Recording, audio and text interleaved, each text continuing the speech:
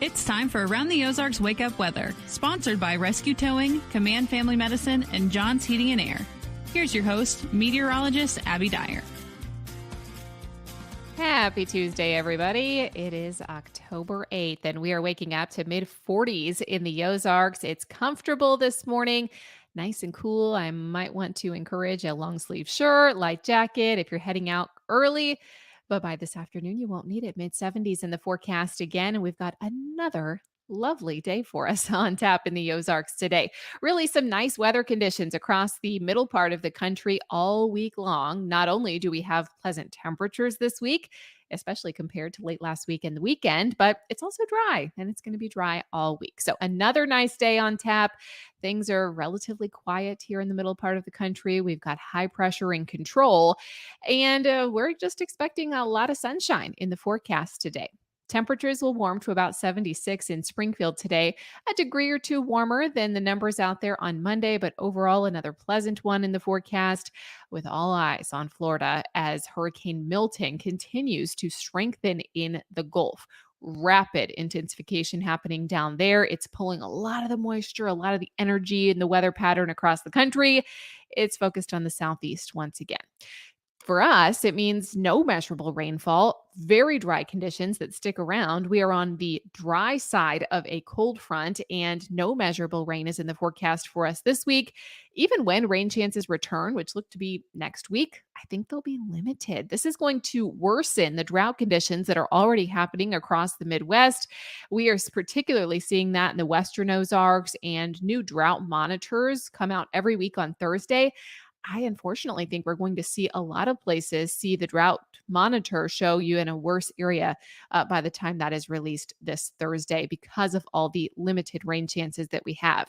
Now, we have the dry ground already. Already we're showing up on the drought monitor with some abnormally dry conditions. And when you factor in that, plus the fact that the relative humidity will be so low in this forecast, we're going to have to start monitoring for fire weather conditions here for the next couple of weeks. It looks above average in terms of temperatures. We'll have dry ground, maybe breezy conditions a couple days. And this is really when wildfires can get out of hand in these types of conditions.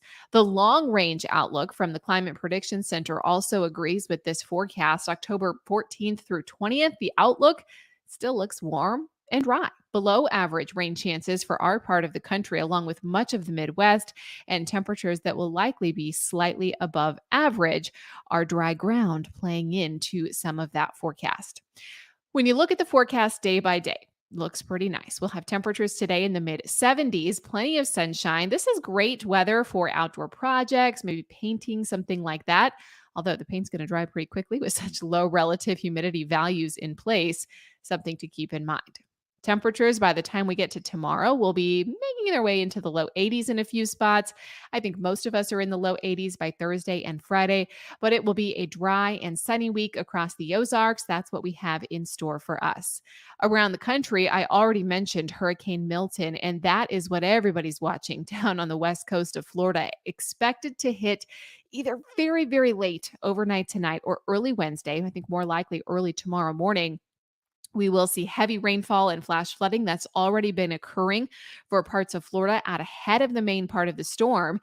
And then landfall is expected, and that is, of course, going to bring with it not only flooding concerns, but storm surge, incredibly high winds, and oftentimes we are talking severe weather with these tropical systems. Life-threatening conditions in place for many in the state of Florida, so evacuation orders have been in place up and down the West Coast.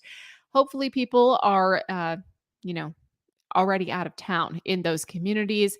And of course, we'll be watching that situation closely and wishing the best. While Milton won't affect our area directly, we are still talking about a lot of activity down on the southeast. A major hurricane with winds of at least 110 miles an hour. That's going to be making its way toward Florida by tomorrow. It is expected to remain in the Gulf before crossing into Florida on Wednesday. It will head east into the Atlantic on Thursday, but it will definitely leave some damage in its wake. So we will be watching that very, very closely. All right, it's time for the Around the Ozarks Wake Up Weather Brain Twister Trivia question for the day. And the question that I left you with yesterday, what is the world's largest reptile? And the options were A, the Burmese python, B, the saltwater crocodile, C, the Komodo dragon, or D, a giant tortoise.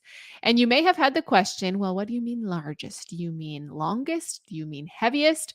And I mean both. So, what takes the category is B, the saltwater crocodile. Yes, the saltwater crocodile is considered the largest reptile and largest crocodile species in the entire world. And it is the largest living reptile in the world as well. Male saltwater crocodiles have been recorded at 24 feet and over 2,000 pounds. They are huge, and the name is deceiving. They are called saltwater crocodiles, but they can also live in freshwater. They are incredibly dangerous, and they are the closest thing to a dinosaur that we know about that is still living. So I do not want to cross a saltwater crocodile. By the way, when I was doing this research, you'll see Burmese python was one of the options. I learned something in researching this question. And the Burmese python, is often associated with Florida and the Everglades.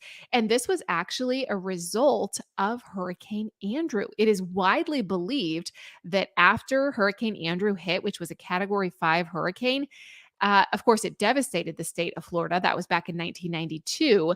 But during that storm, a python breeding facility was destroyed, and it released all those snakes that were in the breeding facility into nearby swamps. And the Burmese python population just totally took off. These are now invasive species. They've taken over, and this was a result of Hurricane Andrew, which is just awful to think about. But yeah, the population really grew out of control after that hurricane. Now they're an invasive species, and no more are allowed into the United States because there are too many after that devastation in 1992. They're not the largest, the saltwater crocodile is, but kind of another fun fact for you.